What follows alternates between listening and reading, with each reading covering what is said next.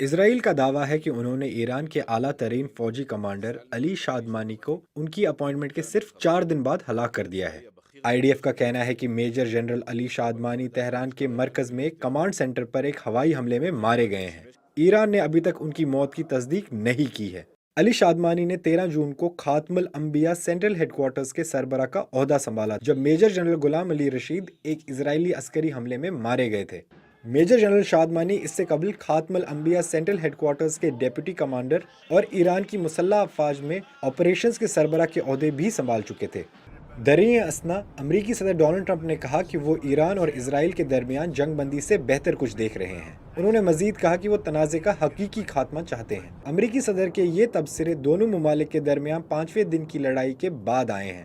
اسرائیل کا کہنا ہے کہ ایران نے منگل کی صبح یعنی 17 جون کو ان کے ملک پر 30 میزائلز فائر کیے۔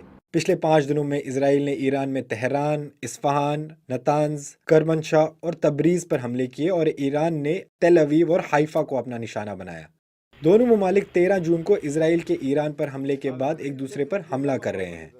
جون 13 کے اسرائیلی حملے میں ایران کے اعلیٰ ترین عسکری کمانڈر جنرل محمد باقری، آپریشنز کے ڈیپٹی مہدی ربانی اور انٹیلیجنس کے ڈیپٹی غلام رضا مہرابی اور سائنٹسٹ سمیت دیگر افراد ہلاک ہوئے تھے۔